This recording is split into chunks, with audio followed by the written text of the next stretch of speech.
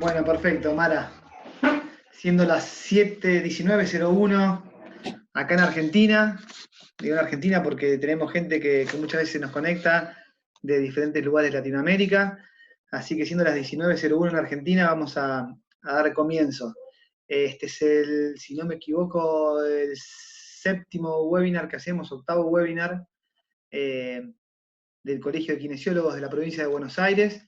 Entonces, mi nombre es Andrés Tomás, me presento, y en nombre de la Comisión de Docencia e Investigación del Colegio de Kinesiólogos de la provincia de Buenos Aires, vamos a dar comienzo a este webinar. Les comento para quienes están conectándose, que quienes no puedan ingresar en Zoom y verlo por esta plataforma, también se está transmitiendo en vivo por el canal de YouTube del Colegio de Kinesiólogos de la provincia de Buenos Aires, y que seguramente ya el día de mañana, editado y dándole un poco a los detalles, va a estar colgado ya en la página, en el canal de YouTube del Colegio de Kinesiólogos, en Coquiva. Así que, Mara, primero que todo, agradecerte. Mara es kinesióloga, Mara Esteves, es kinesióloga fisiatra. Ya nos conocemos hace varios años de ir cruzándonos por ahí en formaciones y en proyectos de la CADE. Así que realmente es un honor para nosotros que hayas aceptado, que hayas querido participar. Ni hablar que tardaste 2 segundos en decirme que sí, así que para nosotros realmente es un honor. Mara hoy nos va a hablar de estabilización de la zona media basada en la evidencia. Yo no voy a explayarme mucho, lo vamos a dejarla a ella que hable. Mara está certificada en el método Mackenzie, que si mal no recuerdo, lo hiciste en Estados Unidos la formación, le fuiste a tocar la puerta a Mackenzie para formarte, y eso creo que es súper valedero. Está formada en el concepto Mulligan, también se certificó en FMS y en SFMA en Estados Unidos, también allá con los originales. Ir a tomar un curso en inglés a Estados Unidos, invertir de uno del bolsillo y viajar, ir a tomar los cursos, realmente es algo que es súper valedero, porque todos sabemos el esfuerzo que eso significa para un colega como nosotros. Y bueno, y también sabemos que tenés una estrecha relación con McGill, que has ido a tomar cursos con él, que fuiste parte del equipo que hizo la traducción de su último libro al español, así que para nosotros es realmente un honor. Te voy a dejar, me voy a ir de cámara, me voy a ir a silencio, y te voy a dejar a vos que desarrolles todo lo que sabes. Voy a estar acá escuchando, así que después me vuelvo a sumar en el momento de las preguntas. Bienvenida, Mara, un placer. Todo tuyo el audio y la cámara. Bueno, muchas gracias, Andrés, por la presentación. Muchas gracias a todos los que hoy están, que se conectaron para escucharme. Gracias al Colegio de Kinesiólogos, que la verdad están haciendo un laburo muy bueno con todos estos webinars. Hay una cantidad de acceso a información tremenda gracias a la cuarentena. Hay cosas muy buenas, así que estén atentos y aprovechen, porque la verdad que hoy justo leí a un colega que decía, me formé más durante la cuarentena que en la universidad. Y es cierto, la verdad, hay tantas cosas para poder hacer que si uno tiene el tiempo hay que aprovecharlo y hacerlo. Me explayo un poquito más en mi presentación. Yo arranqué mi formación con el método Mackenzie hace muchos años, 2004, yo estaba en mi último año de la universidad, y mi papá tuvo un dolor lumbar y se trató con un kinesiólogo, que era en ese momento el presidente del Instituto Mackenzie Argentina, con la metodología del método Mackenzie, y le dijo a mi papá, cuando tu hija se reciba, decide, por favor, que se contacte y que haga la formación. Mi papá, como le fue bien, estaba chocho, me dijo, dale, Mara, está buenísimo. Bueno, yo estaba, la verdad, terminando mi último año de cursada, lo que menos pensaba era en qué iba a hacer después, sino en recibirme. Cuando me recibí, a mitad de año, un poquito antes de mitad de año, mi papá volvió a recurrir con su dolor lumbar, pues se dejó estar y demás, volvió a contactarlo a el presidente del instituto, y Ezequiel le dijo, mira, decirle a Mara que se anote, que ahí en breve está el curso inicial. Mi papá vino con toda su experiencia encima, y me dijo, bueno, dale. están estas fechas, anotate, listo, yo averigüé todo y el curso era de 5 días, perdón, fue uno de los pocos cursos lumbares de Mackenzie que era de 5 días. 5 días, uno de los días que involucraba era el sábado. Yo los sábados jugué al hockey durante 20 años de mi vida, los sábados partido de hockey, no se hace otra cosa más que ir a jugar al hockey. Cuando vi eso dije, no, yo no voy a ir el sábado al curso, así que no lo voy a hacer. Volví, lo comenté esto a mi papá, y mi papá me dijo, no, ¿cómo no lo vas a hacer por eso? Bueno, discusiones entre padre e hija, quedó ahí, y a la semana, ponele, vino y me dijo, Mara, ya estabas inscrita, ya te pagué el curso, lo vas a hacer. Gracias, papá. Así que gracias a él inicié este camino de formación, la verdad que es espectacular, del cual estoy feliz. En el método Mackenzie hice toda la formación acá en Argentina, por suerte, pero la certificación no se dictaba en Argentina, así que me tuve que ir a Estados Unidos. Me fui una semana antes a Siracusa, en el medio del norte al medio de ese estado de Nueva York, pero bien cerca de Canadá. Nada, complejo, examen en inglés, difícil, pero bueno, por suerte salió bien, valió la pena la inversión. Y como decía Andrés, la verdad que para mí todo lo que fue a nivel formativo fue un placer gastar la plata, o sea, jamás dudé en la posibilidad de, si tenía el dinero, si lo había podido guardar y usarlo en la formación. O sea, hice un montón de formación afuera, fui a muchas conferencias internacionales también afuera, y la verdad que jamás pensé en si recuperaría en algún momento esa plata, no estaba dentro de mi cabeza, lo disfruto, es algo que me encanta, y para mí eso es lo único que vale la pena, nada más, el que a mí me llene y me satisfaga. A raíz de Mackenzie empecé también, me formé en Mulligan, FMS, FMA, como decía recién Andrés, y finalmente, después de, yo ya venía estudiando hacía como 5 o 6 años, había leído todo, había visto todos los videos, todos los papers, todo McGill, y en el 2016 vino a Brasil a dar los cursos él en persona, y dije, lo vi. Fui a Brasil, hice los cursos con él, y él en ese momento nos dijo si había alguien que estaba interesado en hacer la traducción del libro al español, y con 2 colegas más que estábamos, Rodrigo Araya y Carolina Bolo, hicimos nosotros, ni idea, nos metimos en una complicada, nos llevó un montón de tiempo, fue un montón de laburo, pero la verdad que fue espectacular. No lo hicimos por el hecho de traducir un libro ni de lo comercial, sino por el hecho de generar un vínculo estrecho con McGill, que bien yo había estudiado durante un montón de tiempo, y la realidad que fue así. Es una persona súper y muy agradable, así que nada, fue todo un camino muy, muy lindo el transcurrido, y ahora la idea es contarles un poquito sobre todo esto que fui sumando de las distintas metodologías en las cuales me formé, y todo basado en evidencia. Como decía Andrés, yo trato de que mi formación sea de primera mano, en la medida de lo posible que sea si es el uno, sino con sus discípulos directos. Así que lo que les vengo a transmitir es esto que durante muchos años estudié y me formé. Paso siguiente. Empezamos a hablar, vamos a hablar justamente de estabilización, ¿no? De la zona media. Y habitualmente afuera lo conocen como core stability. ¿Qué pasa cuando nosotros googleamos, por ejemplo, core stability? Ponen en Google core stability, pueden aparecer 19 millones de resultados. 19 millones de resultados, ¿sí? Entonces, la variabilidad de cosas que pueden encontrar son tremendas. Y el gran problema es que se puso de moda, repentinamente, de la nada, se puso de moda, y la mayoría de la gente hace esto, googlea ejercicios de core stability, y podemos encontrar cosas medianamente lógicas, cosas más o menos, cosas malas, y hasta cosas muy ridículas.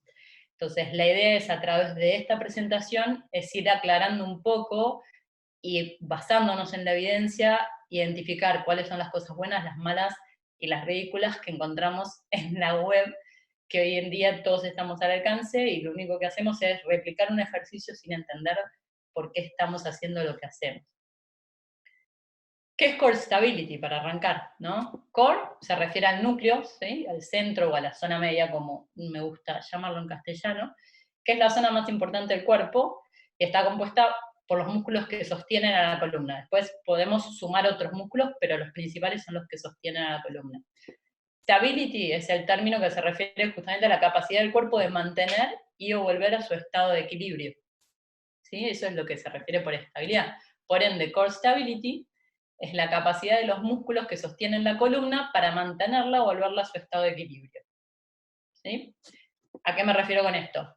En las fotos que están viendo, ustedes ven, el nene tiene una caña de pescar y está generando una presión longitudinal desde la punta. Si le apretamos la caña obviamente se va a pandear como ven en la foto que está a la izquierda de su pantalla. Ahora, si yo esa caña la tenso con cables de igual tensión de cada lado, por más que yo genere la presión longitudinal, la caña no se va a pandear. ¿Sí? Entonces, lo que buscamos es que los músculos nos generen esta estabilidad en la columna. El único tema que cabe aclarar y no es menor, nuestra columna no es lineal como esa caña, nuestra columna tiene sus curvas fisiológicas, por ende las tensiones de los músculos no pueden ser las mismas de un lado y del otro, porque si no, la alinearían y no mantendría sus curvas fisiológicas. Eso igual lo vamos a ver con el correr de la presentación. Ahora voy a hablar algo, esto es bastante complejo, no me interesa que lo entiendan, pero sí me interesa que entiendan justamente la complejidad. Y que cuando estamos hablando de core stability, no es tan sencillo como es dar algunos ejercicios y con eso ya está, sino que hay mucho estudio y es realmente difícil poder generar un buen trabajo de core stability. Ese es el objetivo de esto, no es para que entiendan todo lo que voy a explicar, porque es sumamente mecánico, de ingeniería y cosas que nosotros obviamente carecemos, ¿no? De esto. Entonces, ¿a qué llamaba a fines de los 80 Anders Bergmark, ahí está la cita, que era un importante profesor de mecánica de la Universidad de Lund en Suecia, formalizó la estabilidad de la columna a través de un sistema muscular utilizando un modelo vertebral que tenía rigidez articular y 40 músculos. Obviamente que esto, como les decía, por mucho tiempo no fue reconocido porque los ingenieros que entendían de lo que estaba hablando Lund no entendían de biología ni de clínica. Entonces no lo podían unir. Y justamente del otro lado, de nuestro lado, los que entendían de biología y clínica no entendían nada de la ingeniería. Entonces llevó mucho tiempo hasta que se pudo bajar y empezar a utilizar dentro de la clínica. Y él planteó estos conceptos, que son conceptos básicos, pero son muy interesantes. Esto que vemos ahí, esas primeras fotitos con distintas pelotitas y distintos recipientes, si los podemos llamar, o sostenedores, son los que llamamos pozos de energía, que es lo que está acá. Acá ¿ven? La columna estable tiene que incluir los pozos de energía, que son estos. ¿Y a qué se refiere? Si yo tengo una superficie con paredes altas, como la figura que está, la A, esta pelotita no se va a mover, va a quedar estable en ese lugar. Si mis paredes son más bajas, la pelotita va a tener cierto movimiento. Si es plana, va a tener mucho más, y si es justamente inversa, se va a caer. Entonces, la estabilidad va a estar determinada por estos pozos de energía. Este bowl, que, o sea, lo que yo les estoy mostrando acá, tiene dos dimensiones, ¿bien? La columna con todas sus articulaciones y con los músculos llega a tener hasta 30 dimensiones. O sea, es complejo de poder estabilizar realmente este sistema. Esto otro es la estabilidad de todo el cuerpo, ¿sí? La otra fotito que apareció acá. Y va a estar afectada tanto por la carga o perturbaciones que puedo controlar aumentando la masa, ¿sí? O la base de apoyo. Si este ángulo cero es más grande, como se ve en la de la izquierda, van a poder, obviamente, soportar más carga y ser más estables que si el ángulo cero es menor. Pasamos a la rigidez. Cuando habla de rigidez se refiere a la rigidez articular, como resultado de la activación muscular. Si se aumenta la tensión en esos cables que ven ahí, va a ser más rígido, ¿sí? Si se aumenta la rigidez de estos cables, va a ser más rígido. Si están más flojos, obviamente, va a ser más inestable. Pero si a su vez la rigidez de estos músculos es excesiva, también la puede colapsar, ¿sí? Entonces, hay un nivel, una proporción exacta necesaria para que justamente esa estabilidad sea suficiente, que es lo que viene ahora, y no sea excesiva ni sea escasa. Y la estabilidad a nivel de los músculos va a estar dada por los músculos propios locales, como por los músculos más grandes, ¿sí? Lo que solemos llamar profundos y superficiales. Todos van a influir en la estabilidad de la columna. Todo esto es re complejo, tiene hecha un acta directamente, o sea, es una locura. No pretendo que entendamos, yo tampoco lo entiendo realmente, pero sí para que se den una idea de lo complejo que es realmente generar estabilidad en la columna. No es simplemente, activé el X músculo y ya estoy estabilizando. Entonces hay un estudio mucho más profundo al respecto. Ahora, todo bien con eso, buenísimo, pero esto no lo podemos medir en el consultorio. ¿Cómo hacemos para determinar si los músculos se están activando? ¿Qué pasa con los pozos de energía? ¿Existen? ¿No? ¿Dónde están? Entonces, lo que se ha estudiado bastante, justamente cómo medir la estabilidad de la zona media, y se han utilizado un montón de herramientas, desde manómetros para medir la presión que genera un músculo al realizar determinada activación, hasta fuerza, se mide fuerza con electromiogramas, se mide fuerza a nivel de resistencia, con distintos test, y hasta McGill ha diseñado un software de una columna virtual donde puede reproducir qué es lo que está pasando en la columna, colocando electrodos y sensores en el cuerpo de una persona viva, ¿sí? Como hay muchas controversias para definir el tratamiento, nos deberíamos guiar por lo que dicen las guías clínicas, ¿sí? Las recomendaciones de las guías clínicas, que son la mejor evidencia que tenemos. Bueno, las guías clínicas dicen que la evaluación muscular analítica, si hacemos una evaluación muscular analítica, tenemos que dar ejercicios de control motor para el músculo evaluado. O sea, yo evalúo un músculo, me dio tal resultado, tengo que dar esto. Un ejercicio específico para ese músculo. Si hago una evaluación más general y funcional, tengo que dar ejercicios generales. La verdad que mucho no nos aporta esta información. Entonces vamos a ir viendo qué es lo que la evidencia nos va trayendo para poder llegar a conclusiones más certeras. ¿Qué dice la evidencia sobre la estabilidad y el dolor lumbar? Dice que hay asociación entre el dolor lumbar y la falla en la estabilidad de la zona media. Eso es lo que dice asociación, ¿sí? Es un concepto nuevo, ahora vamos a profundizar en todo esto que estoy tirando. Es un concepto nuevo, como les dije al principio, se puso de moda, y de golpe hace, no sé, 5 años, en todos lados se hace zona media, ¿sí? O se trabaja el core. Bueno, desde 1966 que Alston ya está estudiando justamente cómo afecta la activación de los músculos en el dolor lumbar. Y miren la conclusión de su estudio en el 66, vuelvo a repetir, el dolor lumbar crónico que no está asociado con afección ósea o discal demostrable es frecuentemente acompañado por debilidad generalizada de los músculos del tronco. Eso es lo que había encontrado en el 66 Alston.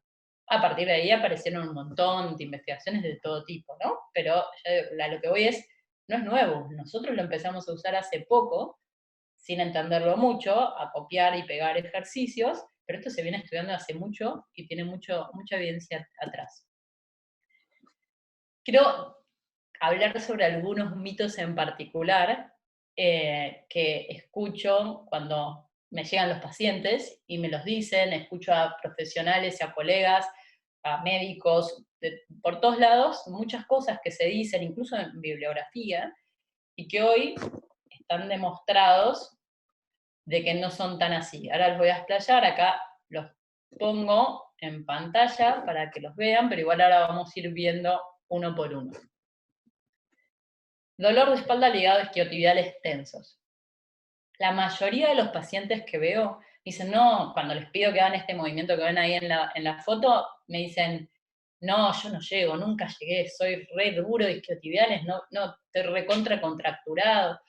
Y muchos reportan que también alguien les dijo que ese acortamiento de isquiotibiales era el que les producía su dolor de espalda, y le buscaron constantemente esa relación. Y la realidad es que lo que demuestra la evidencia que es un síntoma, pero no es la causa, ¿sí? La tensión de los isquiotibiales incluso disminuye cuando el dolor de espalda disminuye. O sea, yo no trabajo la flexibilidad de los isquiotibiales, pero cuando su dolor lumbar, logro que disminuya el dolor lumbar del paciente, la tensión de los isquiotibiales se va. Entonces, ¿realmente había un acortamiento propio del isquiotibial si yo ni lo trabajé? Entonces, eso ya hoy está demostrado que no es, digamos, una causa, o sea, que el acortamiento isquiotibiales no genera el dolor lumbar, pero sí se los encuentra asociados. Otro mito es que la elongación es beneficiosa para aliviar el dolor de espalda.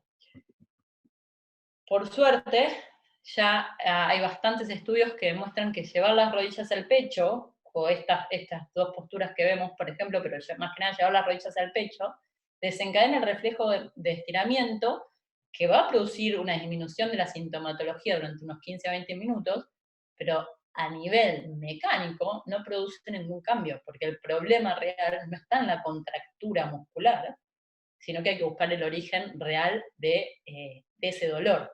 Entonces está demostrado que es meramente por un desencadenamiento del reflejo de estiramiento y no porque estemos resolviendo la patología. Y incluso este tipo de movimientos de flexión y de rotación está demostrado que agravan más a los discos. Si el problema fuese a nivel discal, lo más probable es que estuviésemos empeorando la sintomatología en la mayoría de los pacientes, ¿sí? Siempre hay excepciones. Estaríamos empeorando su mecánica discal, pudiendo lesionar incluso más al disco y agravando la situación. En el momento va a sentir ese alivio, esa relajación por el reflejo de estiramiento, pero con el correr de los días de repetir eso, hasta podemos llegar a agravar la patología. Otro mito, músculos fuertes curan el dolor de espalda. La gran mayoría de los médicos de a poco va cambiando, ¿no? Pero yo escucho que le dice, o viene el paciente y me dice, no, me dijo el médico que tengo que hacer 1000 abdominales por día y con eso voy a estar bien. O elongar, ¿no? También, pero digo, se escucha mucho esto de, no, tengo que hacer un montón de abdominales para que mi dolor lumbar se vaya. Bueno, como hablé antes, lo tiré muy por arriba, pero los músculos fuertes no protegen a la columna de futuros problemas de espalda, en cambio sí los músculos resistentes. Pensé que venía la cita antes. Björn Sorensen, en el 84, justamente demostró esto, que vos que tengas músculos fuertes no evita que vuelvas a tener dolores de espalda. En cambio, el Luoto en el 95 demostró que si tenemos resistencia en los músculos de la zona media, sí podemos prevenir futuros dolores de espalda o de columna. Entonces, eso es fundamental que se tenga en cuenta para trabajar justamente la resistencia muscular y no la fuerza de los músculos. Y otra cosa que es importante es, que también se los nombré cuando hablaba de la rigidez, si tengo mucha fuerza y mis tejidos no están preparados para soportarla, esa fuerza solo producirá más lesión y dolor. Es esta foto de acá abajo. Si yo a un auto viejo le pongo un mega motor, lo único que voy a lograr es que lo destruya. ¿Sí? Entonces, esto es lo mismo. Si yo, mi estructura no está acostumbrada a soportar músculos tan fuertes como los que vemos arriba, me va a lesionar más, no me va a proteger. ¿Sí? Igual a lo largo de la presentación vamos a ir explayándonos más en este tema. Acá seguimos hablando de lo mismo, que lo que nos demuestra es que con niveles leves de cocontracción de la pared abdominal, o sea, activación, miren, del 10% de la contracción máxima voluntaria, o sea, con que se me active un 10% de lo máximo que se pueda activar la pared abdominal, mi columna se hace estable.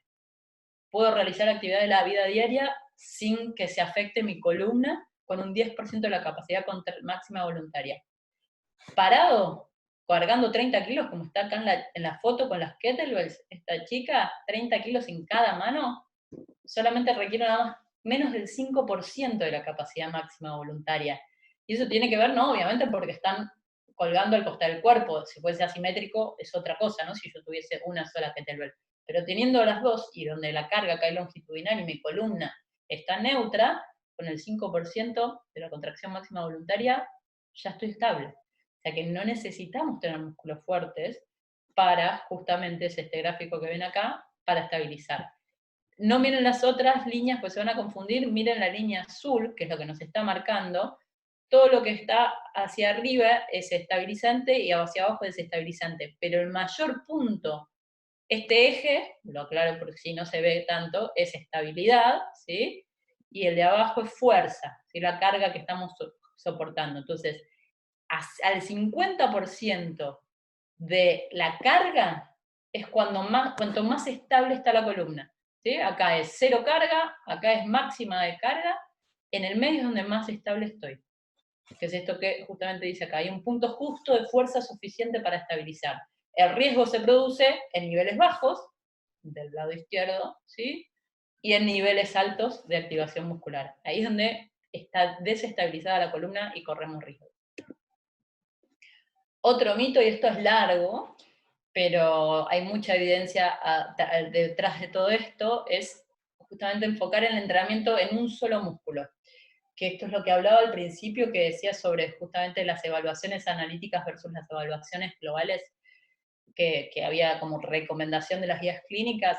Bueno, el entrenamiento de un músculo específico, que sería el hollowing, o el hundimiento, que es la foto de acá a la derecha, versus el bracing, que es lo que postula Stuart McGill, donde uno busca la co-contracción de todos los músculos de la pared abdominal al mismo tiempo.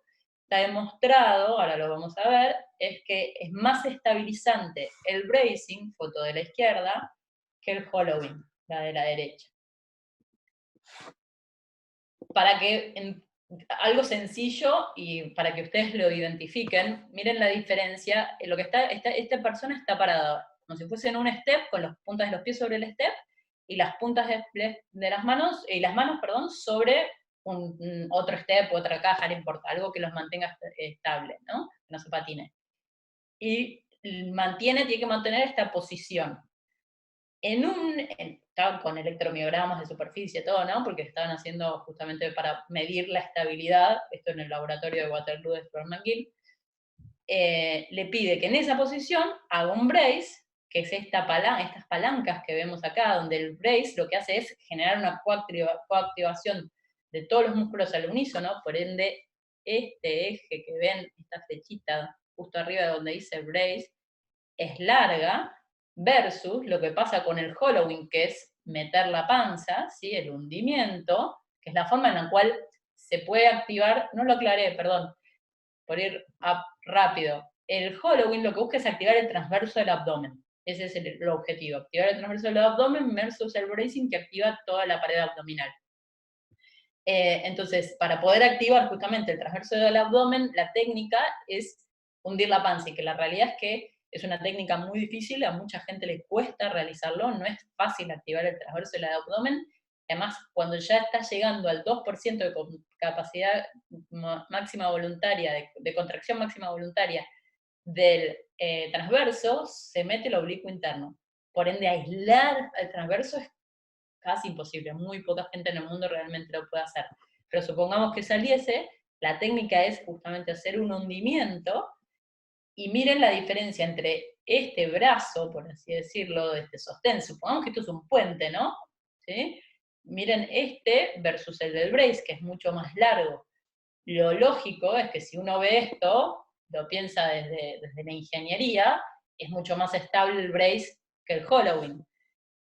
No importa, esto después lo pueden probar cada uno en su casa y hacer la prueba. Pero les doy otra forma de censar y ustedes mismos darse cuenta de la diferencia entre el brace y el hollowing. Si a ustedes les van a pegar una piña en la panza, más que nada los varones quizás lo tienen más claro, ¿qué hacen? ¿Un brace o un hollowing? ¿Meten la panza cuando les van a pegar? ¿O la traban y la ponen duras para amortiguar el golpe? Lo natural es trabar la panza, ¿sí? No es meter la panza. ¿Está bien? Entonces, por eso es que, hablándolo del sentido común, ¿no? No desde la ciencia, el brace es más natural que el hollowing. Vamos a la ciencia, justamente, para que se demuestre por qué es la diferencia en esto. Esto es un estudio que hizo Stuart McGill, donde lo que evaluó fue esto mismo que estábamos viendo antes, no en esa postura, ¿no? Pero pidiendo un hollowing y un brace, los dibujitos de abajo, a ver si lo llegan a ver, el de arriba, la gráfica de arriba, la azul, es el brace, la gráfica de abajo, la violeta, es el hollowing. La diferencia de estabilidad, en este eje está el índice de estabilidad y acá abajo es el tiempo, ¿no? Cuánto tiempo mantiene la contracción. Pero el índice de estabilidad es este eje. Ven cuánto más llega a estabilizar el brace que el hollowing. Y acá tienen el dato. El bracing aumentó la estabilidad sobre el hollowing por un 32%. Es mucha la diferencia. Y en el 2005, como un ataque, o sea, no es Stuart McGill, otro investigador, demostró que el bracing también, más allá de ser más estabilizante, fue más efectivo para reducir la discapacidad a corto plazo que el hollowing. Así que ahí también tenemos otro aval ajeno a Stuart McGill. Mito: inestabilidad lumbar. Los médicos hablan mucho de la inestabilidad lumbar, pero es importante entender a qué llaman inestabilidad lumbar los médicos, porque no lo llaman a lo mismo que nosotros solemos llamar a la inestabilidad lumbar. Para los médicos, una inestabilidad lumbar es esto: inestabilidad segmentaria es considerada por una traslación mayor a 3 milímetros de diferencia entre movimientos de flexión y extensión en placas dinámicas. Esto es una placa dinámica, que le piden al paciente que se ponga la mayor flexión lumbar que pueda, sacan la placa, le piden al paciente la mayor extensión que pueda, sacan la placa, y ahí miden cada vértebra, cada cuerpo vertebral, cuánto movimiento hubo entre esa vértebra, en qué posición estaba en flexión y en qué posición está en extensión. Si hay más de 3 milímetros de traslación, lo consideran inestabilidad lumbar. Eso es una inestabilidad segmentaria para los médicos. A nosotros esto mucho no nos aporta para poder tratarlos a los pacientes. Entonces, lo que se determinó fue la inestabilidad lumbar segmentaria funcional, que es, traducimos, la pérdida de capacidad de la columna de mantener su patrón de desplazamiento bajo cargas fisiológicas normales. ¿Y a qué se debe esto? A que esa inestabilidad va a ser por falla de las estructuras osteomusculoligamentarias de un segmento para proporcionar estabilidad en presencia de control neuromuscular deficiente. O sea, yo puedo tener un paciente que en las placas dinámicas tiene justamente una inestabilidad segmentaria, pero cuando yo lo evalúo, ese paciente no tiene ningún tipo ni de dolor ni de manifestación clínica ante los movimientos de flexión y extensión. ¿Sí? Y también puede pasar lo contrario, obviamente, que en las placas no aparezca la inestabilidad segmentaria, pero cuando yo le evalúo los movimientos, la activación tanto muscular no sea en el momento correcto y por ende haga movimientos aberrantes, que ahora después lo vamos a ver, o que no se activen a nivel ligamentario, también estabilizar a nivel local los ligamentos y las estructuras propias de la articulación, como para poder estabilizarla, haya una falla, porque es una falla en el control motor, ¿sí? Y se manifieste con dolor. Y en la placa no salió nada. Entonces, a nosotros eso todavía mucho no nos aporta. Por eso siempre volvemos a lo mismo. No nos quedemos con lo anatómico. O sea, ver las imágenes solamente trae muchos falsos positivos. Veamos la clínica, evaluemos al paciente en función para determinar realmente qué es lo que le está produciendo sintomatología y qué no, y no nos quedemos con lo anatómico estructural, y menos en columna, que la verdad es casi imposible determinar cuál es la estructura que está fallando. Bien. Sigo con evidencia científica. Vamos a hablar sobre estos datos, ¿no? Que esto nos da datos concretos de cómo evaluar y cómo intervenir. Voy punto por punto. Debilidad muscular y o patrón motor alterado. Eso, por suerte, ya está sumamente demostrado a nivel científico, que las personas que sufren o han sufrido dolor lumbar presentan debilidad en los músculos de zona media, ya lo decía en el 66, Alston, y y o alteración en la secuencia en el timing de los mismos. Se está estudiando que hay alteración en la percepción, ¿sí? Espacio-temporal de la zona media, alteración en la activación, en el timing, la secuencia. Hay un montón de alteraciones que se producen cuando hay dolor lumbar a nivel muscular. Entonces, esto ya está recontra demostrado que es cierto. Distintas intervenciones, resultados similares. Bueno, acá vuelvo a lo que hablamos antes de las guías clínicas. Las guías clínicas, que son es la recomendación de mayor evidencia científica, ¿no? Podemos tener indicaciones muy de evidencia fuerte, moderada y demás clasificaciones, pero en las guías clínicas está lo mejor, ¿sí? Y las guías clínicas nos dicen que ejercicios generales de estabilización, de control motor, terapia manual y manipulación, todos ayudan a mejorar y ninguno es mejor que otro. Sigue sin ayudarnos, lo único que nos dice es que hay que hacer algo con el paciente y todo da lo mismo. Bien. ¿Cuál es el problema de esto que se ve en las guías clínicas? Es que la mayoría, esto es muy complejo y largo, pero a grandes rasgos, la mayoría de todos esos ensayos clínicos randomizados que usan las guías clínicas es en pacientes con dolor lumbar no específico, lo que está puesto acá, ¿sí? En pacientes con dolor lumbar no específico, que son el 85% de los pacientes. En realidad, hoy en día ya se dice que se llega a ser más del 90% de los pacientes clasificados con dolor lumbar están rotulados como no específicos. ¿Qué es no específico? No tienen un diagnóstico concreto, no hay una fractura, no hay, digamos, ninguna bandera roja, no hay una lesión neurológica, cosas que sean tangibles o visibles a nivel anatómico. Bueno, más del 85% de los pacientes caen en esa categoría. Y los ensayos clínicos están hechos en esta diversidad de pacientes, que dentro de esos 85% de pacientes con dolor lumbar no específico, hay de todo.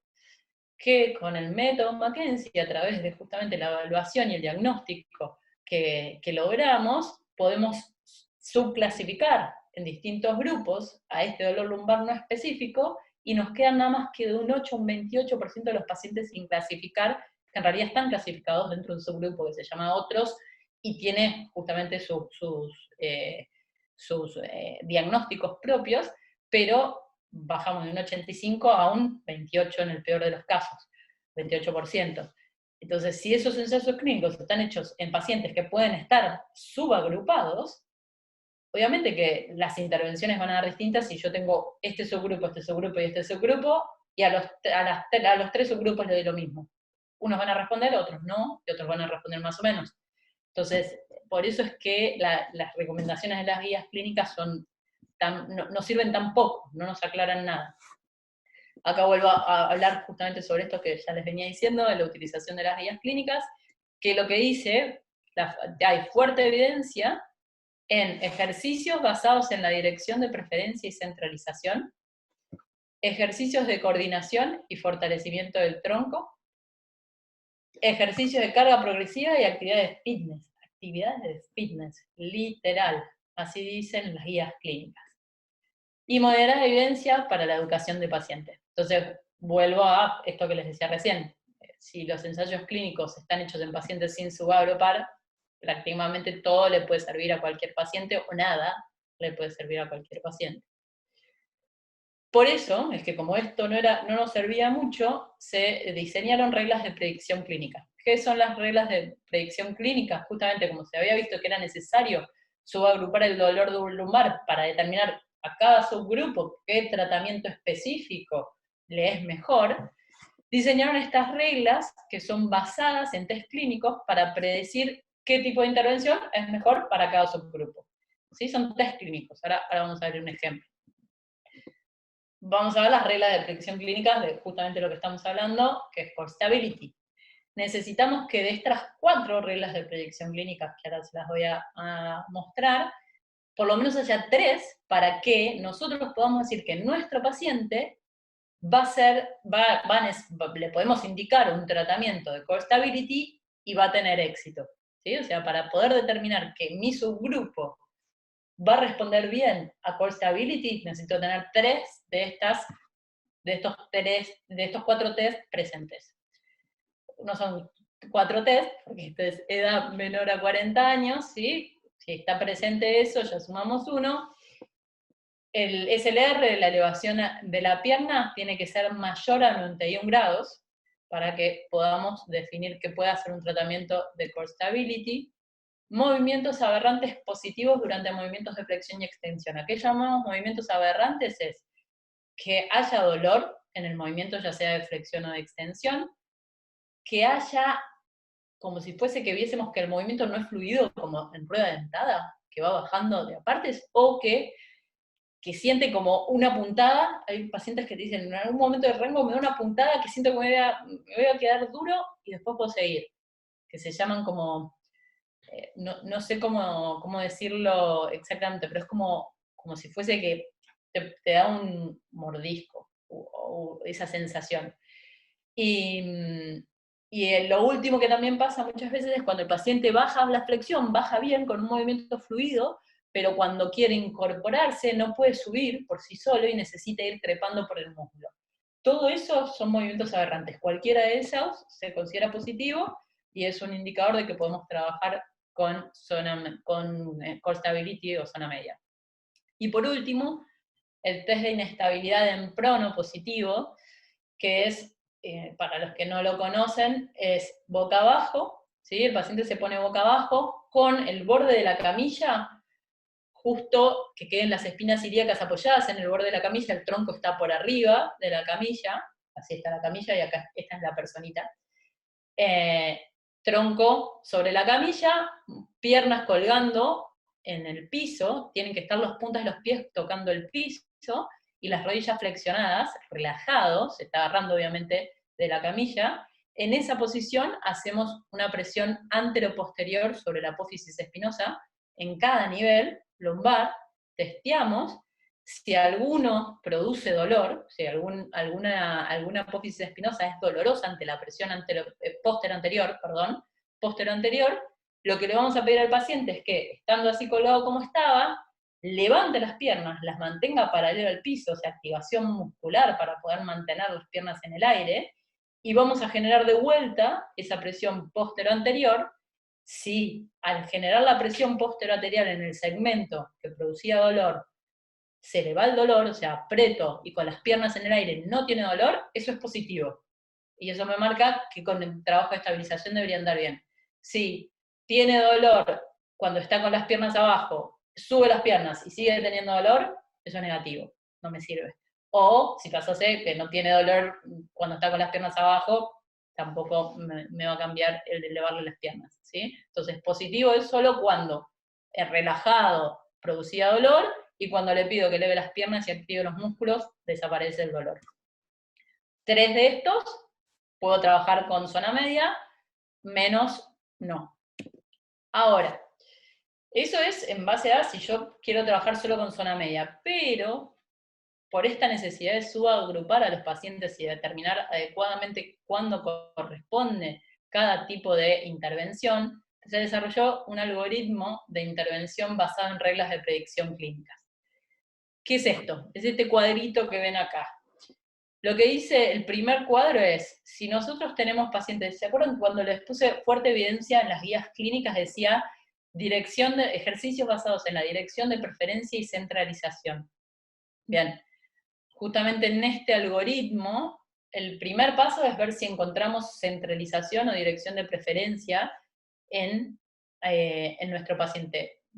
Es muy largo de explicar el fenómeno de centralización, que fue desarrollado por Mackenzie justamente, pero para hacérselo simple es, si yo tengo un dolor distal, por ejemplo en el pie, ante movimientos específicos, o sea, cargas terapéuticas que uno le indica y posturas sostenidas, logro que ese dolor en el pie vaya aproximándose a la columna, o sea, en vez de dolerle el pie, después de hacer determinada ejercicio, movimiento, lo que sea que uno indique, ese dolor en vez de estar en el pie, quedó en el gemelo, y una vez que salgo de la posición, sea postura sostenida o movimientos repetidos que yo le indiqué al paciente, se para y esa mejora, o sea, ese cambio de dolor que estaba en el pie, que pasó al gemelo, sigue quedando en el gemelo, o sea, que se mantenga esa mejora, a eso consideramos un fenómeno de centralización, que el objetivo final es que el dolor que estaba en el pie desaparezca por completo y solo quede un dolor central en la columna, y finalmente se elimina el dolor central de la columna también. Por eso se lo llama fenómeno de centralización, porque va desde algo distal a proximal, y el fenómeno inverso es el de periferalización, que yo tenía un dolor, por ejemplo, en el glúteo, y se me fue hasta el pie. Cualquiera de esas dos que estén presentes, sea centralización o periferalización, que veamos en el paciente, nos va a determinar que tenemos que hacer un ejercicio específico en la dirección de preferencia, que es como lo llamamos, que es el ejercicio que le produce la mejora, la centralización.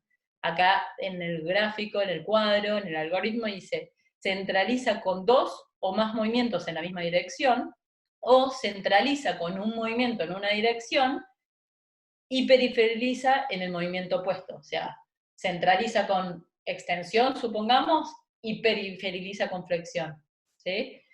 Igual es complejo, esto es la base del método Mackenzie, no pretendo que lo entiendan ahora, pero sí para que entiendan que justamente se diseñó este algoritmo porque no todos los pacientes pueden trabajar zona media, ni todos los pacientes se les puede hacer, se encuentra la dirección de preferencia y se les puede dar un ejercicio basado en la dirección de preferencia, ni todos los pacientes, supongamos que no encontramos la centralización, pasamos al siguiente nivel del algoritmo, entonces busco tener 2 de estas, ¿sí? Las 2 tienen que estar presentes. Que mi paciente tenga un episodio agudo menor a 16 días y que no tenga síntomas por debajo de rodilla. O sea, no encontré centralización ni dirección de preferencia en mi paciente, menos de 16 días de aparición del dolor y síntomas que no vayan por debajo de rodilla, o sea, que lleguen hasta la rodilla, lo puedo clasificar como que ese paciente puede resultarle beneficioso la manipulación. Si no cumple con estas 2 características, entonces ahí puede usar él justamente las reglas de predicción, acá las reglas de predicción clínicas para core stability que les mostré recién, que son estas mismas que aparecen acá.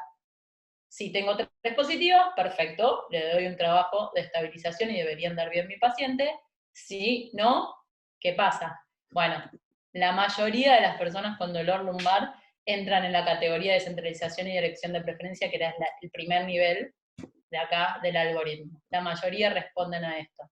Así que son pocos con los que vamos a tener que llegar en primera instancia hasta acotar todo el algoritmo. Se ha demostrado que la mayoría de los pacientes con dolor lumbar, incluso los que fueron clasificados como que responderían a manipulación y estabilización con las reglas de predicción, son desarreglos y deberían resolver con la primera intervención del algoritmo de Fritz. ¿Sí? Eso es lo que está evidenciado, que la mayoría de los pacientes con dolor lumbar responden a la centralización y a la dirección de preferencia. Pero podemos seguir en el algoritmo en caso de que eso no suceda. Paso ahora, justamente avanzo a otro tema. Supongamos que llegamos a que nuestro paciente tiene que hacer estabilización de la zona media, que eso es lo que le va a sacar su dolor lumbar. Ahora vamos a empezar a hablar un poquito de estabilización justamente de zona media. Pero supongamos que yo encontré que mi paciente tiene centralización, lo trabajo con la centralización. No quiere decir que yo no pueda, porque lo he dicho varias veces y varias veces ha entrado la pregunta, no quiere decir que yo no pueda, una vez que logré controlar su dolor, a través del ejercicio específico que encontré en la evaluación, no puedo indicarle ejercicio de estabilización también, ¿sí? Pero no que la estabilización sea mi único tratamiento si esa persona responde a esta categoría de centralización y dirección de preferencia, donde tengo que darle un ejercicio específico, ¿sí? Entonces, llegué en mi algoritmo que la única opción para el paciente es estabilización de la zona media, porque cumple con 3 de los criterios de las reglas de predicción clínica, o porque ya pasó de la etapa aguda, ya logré controlar su dolor y lo quiero sumar. ¿Bien? Entonces, ahora voy a hablar un poco de todas las abdominales y los distintos trabajos de zona media que se ven, que es algo con lo que inicié la charla, se ve de todo, ¿sí? Bueno, Stuart McGill, gracias al lindo laboratorio que tiene de biomecánica en la Universidad de Waterloo, estudió cuánta presión recibe la columna al realizar distintos tipos de actividades, desde abdominales, espinales, todo tipo. Estudió un montón de movimientos. Acá abajo ven justamente la cita, cualquier cosa, no hay ningún problema, me escriben después a mi mail, me piden todos los papers, lo que quieran, se los paso. Y está el detalle de justamente todas las actividades que evaluó. Lo que vemos acá es los abdominales típicos que se veían o que eran más frecuentes antes eran estos dos, ¿sí? Este es con rodillas extendidas, o este es el típico que hasta en el colegio nos tomaban en un minuto cuántos de estos abdominales podíamos hacer. Por lo menos en mi época, ahora quizás ya no, pero en mi época sí pasaba. En la primaria me tomaban a ver cuántos metía en un minuto, y eso me daba la nota de educación física. Pero bueno, lo que hizo Stuart McGill fue entonces ver esto que ven acá, este número, y esta N, la N son newtons, es la cantidad de presión justamente que recibe el disco al hacer estos movimientos. No importan los números, no quiero que se acuerden los números, lo que me importa es este abdominal y están rondando los 3.500 newtons de fuerza. La NIOSH, que es el Instituto Nacional de Salud y Seguridad, Salud y Seguridad Ocupacional de Estados Unidos, para los trabajadores, ¿sí? Dice que la máxima carga compresiva debería ser de 3.400 newtons. Y acá, en estos abdominales, estamos llegando a ese límite de carga compresiva indicado por el Instituto Nacional de Seguridad y Salud a nivel ocupacional, ¿sí? El mayor límite antes de que la columna se rompa son 6.300 newtons, ¿sí? Acá esto es lo que se permite en un trabajo habitual, en trabajos de carga real, 6.300 newtons se rompe. O sea, estamos en el medio, pero estamos en el límite de lo que indica el NIOSH, que es recomendable para una persona que trabaja, ¿sí? Pongo esto, perdón. Ahí está. Ahí, ¿se ve? ¿Se ve de vuelta bien toda la pantalla? ¿Alguien que me conteste? Sí, perfecto, muchas gracias. Bueno, entonces, acá puse estos dos colgados, que también son abdominales que se suelen hacer, porque muchas veces se piensa que por el hecho de estar justamente colgado y en tracción, la columna está en una tracción o en una distracción, y la realidad es que para poder mantenerse colgado se activan los espinales que se insertan en la columna, por ahí donde generan carga compresiva también. Entonces no son de baja. A ver, chequeo. Si se ve bien, perfecto, muchas gracias a todos. No son tampoco de una baja carga compresiva a nivel de columna. Con rodillas flexionadas 3.300 y con rodillas extendidas 2.800. Y acá, en este se ve más, otra cosa que estudió fue justamente la capacidad máxima voluntaria, la contracción máxima voluntaria del psoas. ¿Cuánto se activa el psoas en todos estos ejercicios? Porque para nosotros kines sabemos que se active demasiado, que tengamos un psoas hiperactivo, no es algo que nos convenga, y menos en pacientes con dolor lumbar. Entonces no es un dato menor este porcentaje que está puesto, que es a propósito, de cuánto se está activando el psoas, más allá de los abdominales. Los dos mejores, o donde menor carga compresiva tenemos de la columna, son en las planchas, ¿sí? O en este abdominal corto, que es justamente el abdominal curl up, que McGill lo llama, donde, después lo vamos a ver, solamente pide la activación, este brace que hablábamos antes, sin que la columna se mueva. Las manos están acá abajo justamente para que la columna no se mueva y no se flexione y genere riesgos como vemos en el abdominal normal que nos hacían en el colegio. Donde menor carga compresiva tengo es en las planchas, pero en la plancha obviamente tengo un poquito más de activación del psoas, tengo un 18% versus un 9% en el abdominal corto, por lo tanto, si tenemos pacientes agudos, nos conviene arrancar con el abdominal corto y progresarlos a la plancha, siempre y cuando el psoas no nos complique la ecuación. Para que se den una idea, a nivel activación del abdominal, en el sit-up, se activa un 60% el recto anterior. Y en el abdominal corto se activa un 55%. O sea que la diferencia es casi nada, y recuerden que yo les dije que para poder hacer actividad de la vida diaria con un 10% de la capacidad máxima voluntaria estamos estables, o sea, diferencia de un 5% no nos cambia, y cuánto más sano es este ejercicio versus este, cuando la estabilidad no necesitamos mucho. Entonces, ya ahí me importa que vayan viendo el por qué elegir lo que eligen.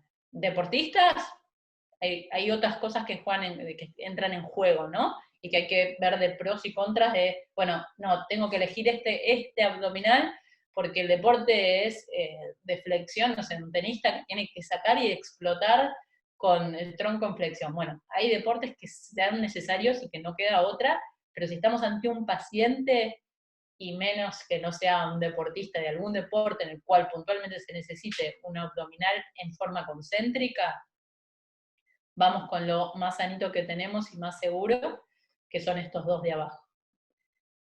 Me interesa esto, mostrarlo acá, porque justamente hablándoles de los abdominales concéntricos del movimiento de flexión, miren, esto es la vértebra, ¿bien?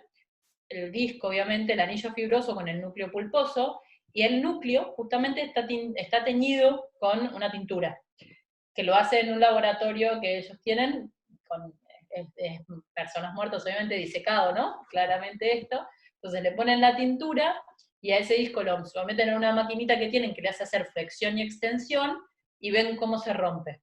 Cuando le hacen movimientos repetidos de flexión, se produce la típica hernia posterolateral, que es la más frecuente y la más abundante. Cuando solo lo someten a rotación al disco, no se produce ninguna hernia, simplemente las fibras internas del anillo se van delaminando, pero solo interno.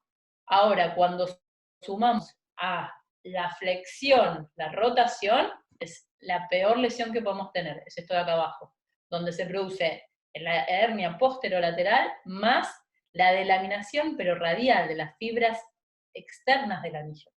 Y ahí es donde estamos más complicados. Por eso es que el movimiento de flexión con rotación es el más lesivo. El de flexión es el más habitual y es lesivo, pero el peor es de flexión con rotación. Con respecto a los espinales, bien. El típico hiperextensión, espinales, ¿sí? que también se solía hacer mucho, 6.000 newtons. ¿Se acuerdan que yo les dije que el niño decía que lo máximo tolerable para romperse era 6.300 newtons en trabajadores de carga que levantan pesos? Por hacer esto estamos en 6.000 newtons. ¿Vale la pena? Pero ¿por qué tanta diferencia, no? 3.500 con el peor abdominal y 6.000 con el peor espinal. Bueno, como les dije antes, para poder justamente, o sea, los espinales se insertan en las apófisis a lo largo de toda la parte posterior de la columna, ¿sí? De las vértebras. Entonces, cuando los espinales se contraen, se activan, generan una compresión. Entonces, siempre va a haber una mayor carga compresiva al trabajar los espinales. Por eso es que es tan alta la carga. Pero, depende del ejercicio, podemos bajar esa carga compresiva. Esta silla romana es así, en esta posición, 4.000 newtons, pero no se olviden que esto es un movimiento de flexión y extensión, por ende el riesgo, como veíamos en las hernias en la diapo anterior, es altísimo, el riesgo de herniación es tremendo, más allá de la carga compresiva que se esté generando a nivel del disco. Tenemos movimiento de flexión y extensión, entonces es mucho más complejo, y encima, en el gimnasio se ve que se le meten peso, ¿sí? O sea, no es que lo hacen así libre, suben y bajan, le meten peso, de todo, por ende estas 4.000 se disparan a mucho más. Lo más tranquilo, los dos ejercicios más tranquilos son el perro de casa, Superman, diagonales en cuadrupedia, como lo quieran llamar, que genera 3.000 newtons, y obviamente que si lo hacemos con una sola extremidad, en vez de levantando brazo y pierna contraria al mismo tiempo, solamente una extremidad, la carga compresiva disminuye, ¿sí? A 2.000 newtons. Entonces, lo mismo, para pacientes, cuanto más bajitos la carga compresiva, mejor. Oblicuos. Este ejercicio de oblicuos genera casi 3.000 newtons de carga compresiva versus la plancha lateral o el puente lateral, 2.500, y si lo hacemos sobre las rodillas, no está puesto los números, los newtons, porque no lo midió McGill justamente, pero sí está aclarado que obviamente ante una palanca menor la carga compresiva va a ser menor en la columna, por eso es que inicialmente arrancamos con los pacientes. Y algo que me interesa marcarles, el que mayor activación de los oblicuos genera es la plancha lateral, ¿sí? Es donde más se reclutan los oblicuos. En este ejercicio, en el de arriba, donde estamos haciendo flexión con rotación, que les dije que era lo peorcito que está demostrado en laboratorio, bueno, en la flexión con rotación, en este ejercicio no se activa el oblicuo, se activa el recto anterior. La activación del oblicuo es muy, muy baja. Es mucho más baja, ni hablar que en este, y mucho más baja que en este. Se activa muy poco, el que más se activa es el recto anterior. Entonces, la mayoría de los profes dicen, no, sí, estoy dando oblicuos, oblicuos. No están trabajando los oblicuos, están trabajando, siempre trabajan todos, ¿no? Los músculos, pero muy poco. No es un ejercicio específico de oblicuos para nada. Así que más riesgo y encima no estamos activando lo que buscamos activar. ¿Cómo evalúa McGill justamente la zona media o los músculos? Son test justamente de mantener posición porque lo que buscamos es resistencia, como decía el Boto en unas diapos anteriores, que le mostré que sí, el tener músculos resistentes y no fuertes en la zona media previene en futuros episodios de dolor lumbar. Bueno, entonces se evalúa la resistencia muscular. Estos son los 3 test.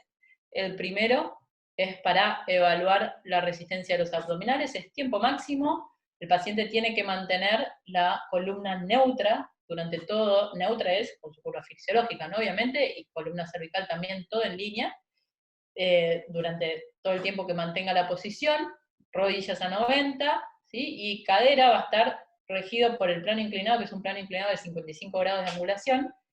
Colocamos el plano, se apoya el paciente, lo corremos 10 centímetros, mantiene la posición, tiempo máximo, que es cuando corto el cronómetro, se cansa y apoya, duele, o yo lo puedo corregir 2 veces la postura, decirle, corregí, te estás encorvando 2 veces, la tercera vez que se la tengo que corregir, corto el cronómetro. Lo mismo para todos los otros 2 test. Este es Bjorn Sørensen, ¿sí? Espinas ilíacas al borde de la camilla, columna neutra, brazos cruzados en el pecho, mantengo la posición, tiempo máximo, mismos criterios para cortar el cronómetro. Y puente lateral, con el pie de arriba, de la pierna de arriba, cruzado por delante del pie de abajo. Contactan el talón de la pierna de adelante con la punta del pie de atrás. Y ahí mantienen tiempo máximo mismo, chequeando que no incline, que no lleve la pelvis ni para adelante ni para atrás. Y hacemos las 2 advertencias. Tercero, cortamos el cronómetro.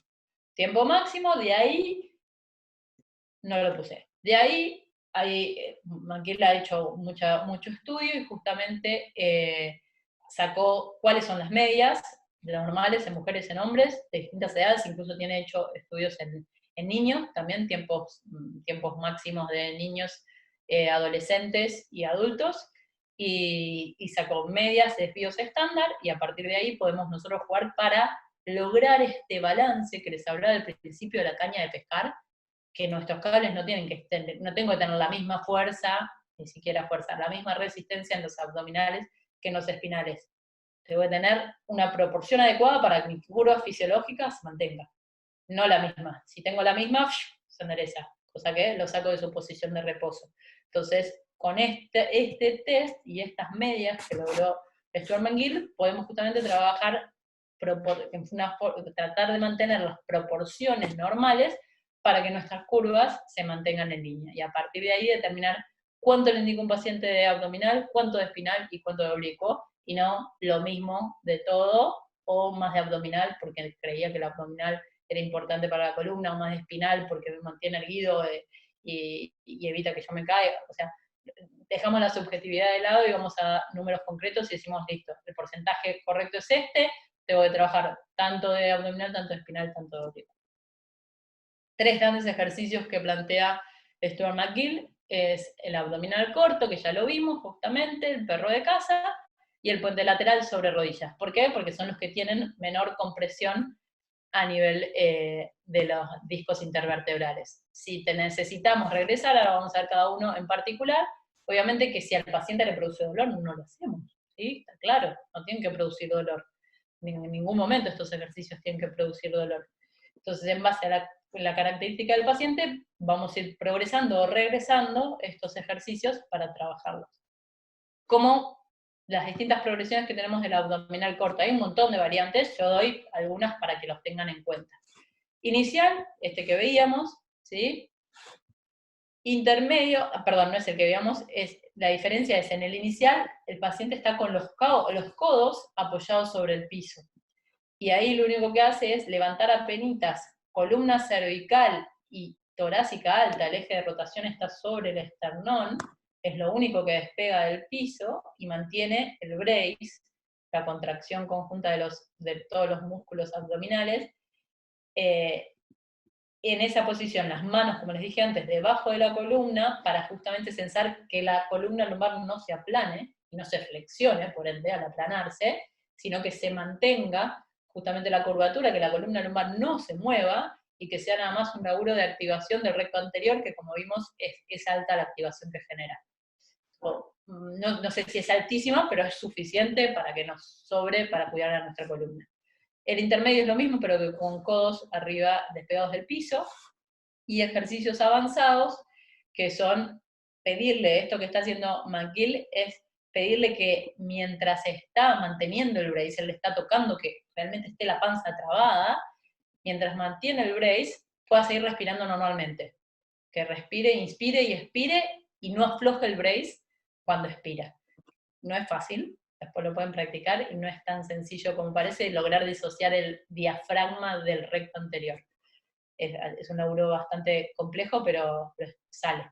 Y otra forma de avanzarlo, de progresarlo, es pedirle que manteniendo columna lumbar neutra, brace, y la cabeza debería estar un poquito elevada, cosa que no está acá, cabeza y torácico, ¿no? No flexión de columna cervical, sino se levanta en bloque esa zona. Que eleve una mano y pierna contraria, poquito, elevar un poquito, y haga movimientos cortos de subir y bajar la extremidad mientras mantiene la contracción. Progresiones del perro de casa. Inicial, como veíamos, a una extremidad, ¿sí? O solo brazo, o solo pierna, de acuerdo a lo que tolere el paciente. Si no pudiese elevar, como ven acá, no puede levantar ni brazo ni pierna porque le duele, pruebo esto, que despegue, está apoyado y solamente despegue un poquito del piso, no que extienda el brazo, que lo despegue a penitas. Lo mismo con la rodilla, que levante la rodilla a penitas del piso. Lo que podamos hacer, pero que no le duela al paciente. En el intermedio ya es la diagonal, ¿sí? Brazo y pierna contraria, y avanzado podemos hacer el de acá abajo es barrer el piso, donde yo extiendo brazo y pierna contraria, rozo el piso con la mano y vuelvo a subir con la misma diagonal, ¿sí? Voy como barriendo el piso, pero no apoyo y descanso. Y en el avanzado es hacer un dibujo, yo no sé por qué no me veo mi video, lo veo a Andrés, pero no veo el mío, así que no sé cuánto me están viendo, pero la idea es que hagan cuadrados, que dibujen cuadrados con la mano y con la pierna, pero la pierna, si esta mano va para arriba, la pierna izquierda va para arriba. Si mi mano derecha, a ver si mi mano derecha va para afuera, mi pierna izquierda va para afuera, bajan y adentro, son en espejo. No es que hago el mismo movimiento para el mismo lado. Entonces, a nivel coordinativo trabaja mucho, no es tan fácil de hacer. Te vemos, bien, me ven.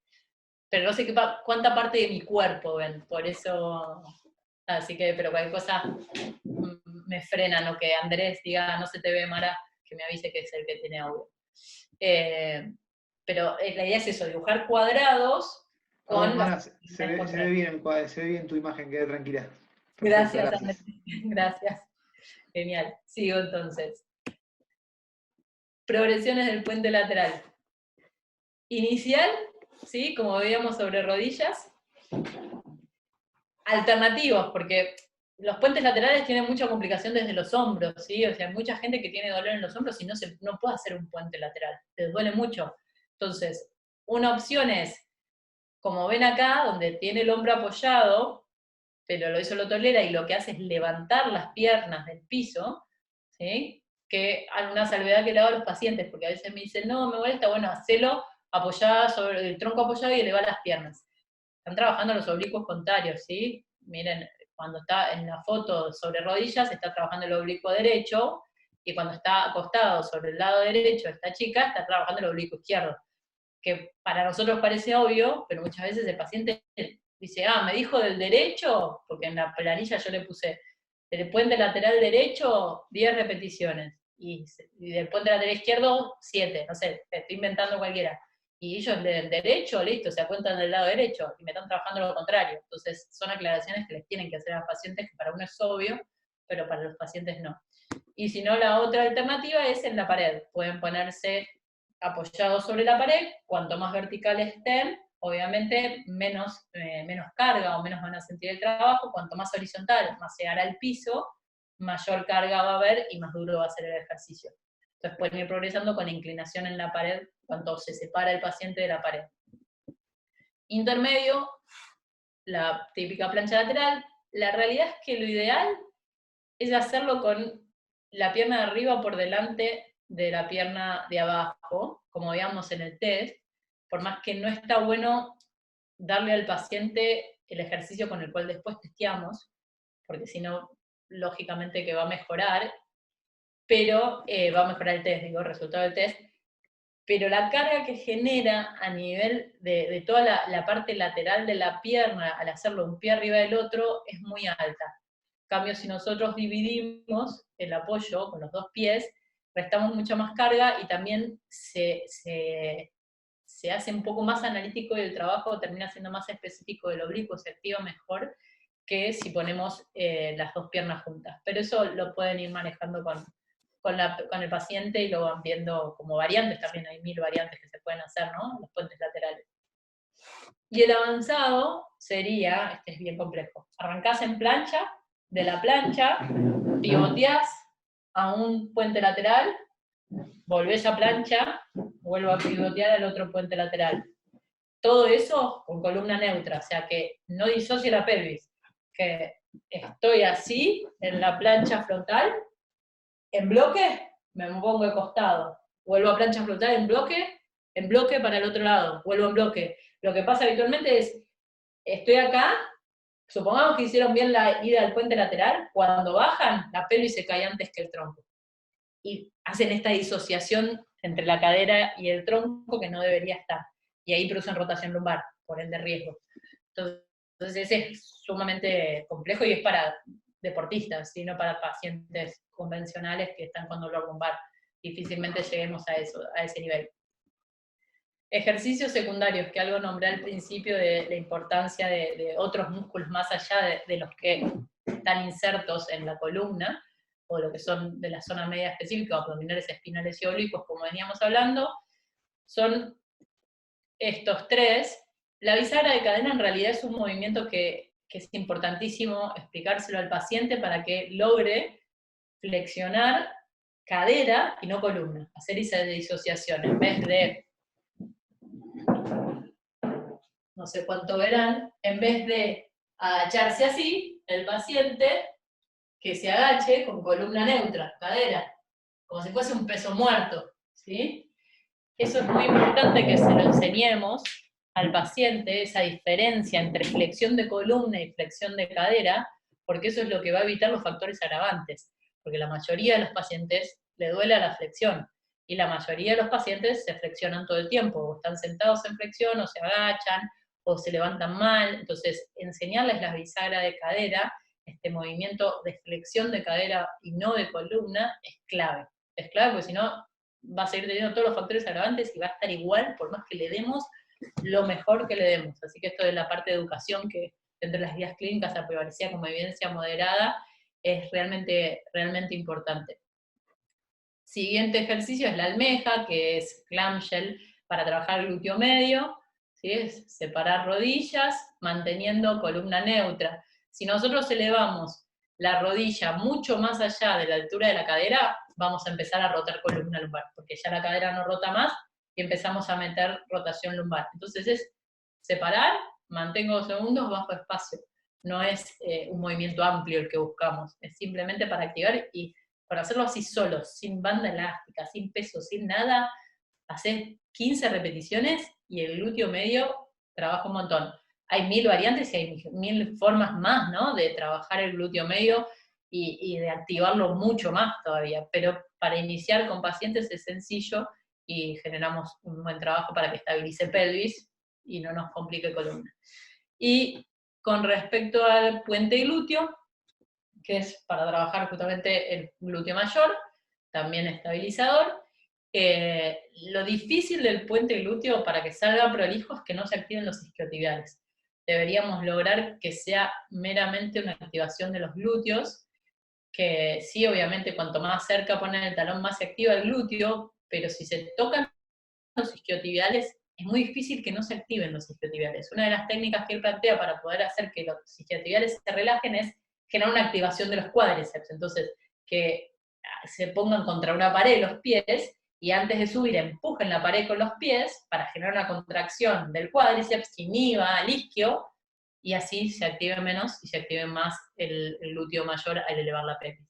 Pero es realmente muy difícil sacar de esta ecuación y de que no se activen los isquiotibiales para que sea una contracción lo más analítica posible del glúteo. Y esto lo pongo porque lo veo muchas veces en los gimnasios, en kinesio, en muchos lugares, que veo a la gente haciendo sentadillas con una pelota entre las piernas, para activar los aductores. La realidad es que si tiene que hacer un trabajo de aductores porque tiene una pubalgia para algo puntual, es otra cosa, ¿sí? Yo estoy hablando para trabajar columna lumbar, para cuidar a nuestra columna y patrones normales, funcionales, de reclutamiento muscular, ¿sí? Cuando hacemos una sentadilla, nosotros necesitamos que se activen los glúteos para justamente mantener una buena alineación de la pelvis, tanto glúteo medio como glúteo mayor. Pero acá estamos viendo la activación en este cuadrito con la flecha, la activación del glúteo. Cuando metemos la pelota, el glúteo se inhibe, ¿sí? Si yo hago, obviamente, una aducción, mi glúteo se va a inhibir, versus si yo le hago una resistencia entre las rodillas que le está haciendo McGill, le pido que me empuje con sus rodillas para afuera y hace la sentadilla, el glúteo se dispara y se recontractiva. Entonces, esa es la activación normal al hacer una sentadilla, que el glúteo se active, no que no se active. Entonces, es como bastante contradictorio de por qué le indican hacer una sentadilla con una pelota donde estás activando los aductores y inhibiendo el glúteo, que no es lo normal cuando cualquier deportista, cualquier persona hace una sentadilla, lo normal que sucede sin ningún soporte externo, ¿no? Entonces, eso lo quería poner para que lo tengan en cuenta y piensen. Yo no digo ni que esté bien ni que esté mal, yo digo que depende del objetivo que uno quiera en el ejercicio, no es, vi este ejercicio con la pelota y me pareció divertido, se lo doy a todos mis pacientes. No, algunos los van a lastimar más y otros lo necesitan porque tienen que trabajar eso puntualmente. Entonces, seamos más selectivos con los ejercicios que damos y no demos cualquier ejercicio porque a todos los que tienen dolor lumbar le doy esto, a todos los que tienen pubalgia le doy esto. Pensemos qué es lo que estamos haciendo con cada ejercicio y definamos qué le damos a cada paciente. Ejemplo de progresión de ejercicios abdominales. Esto yo les puse para que vean que no nos vamos a quedar toda la vida con el paciente haciendo un abdominal corto en el piso, y eso va a ser todo. Algunos pacientes sí, porque bueno, son pacientes que no tienen ninguna expectativa de actividad deportiva, que su vida es muy sedentaria, entonces con eso estamos bien, pero la gran mayoría de los pacientes, la idea es llevarlos hacia que puedan hacer alguna actividad física, o fomentamos nosotros siempre eso, ¿no? Desde lo nuestro, que es el movimiento, no queremos que los pacientes sean sedentarios. Entonces, en la medida que podemos, tratamos de llevarlos a la actividad. Entonces les voy a mostrar una progresión como si fuese un deportista. Hay 1000 variantes y distintos ejercicios en el camino. Yo lo puse como para que vean brevemente ideas de cómo ir saliendo de la posición del piso hasta llegar a la bipedestación y a la transferencia más cercana al deporte, que va a depender también del deporte, obviamente. Pasar del abdominal corto a las planchas 4 apoyos versus 3 apoyos, ¿sí? Se pueden complejizar millones de maneras.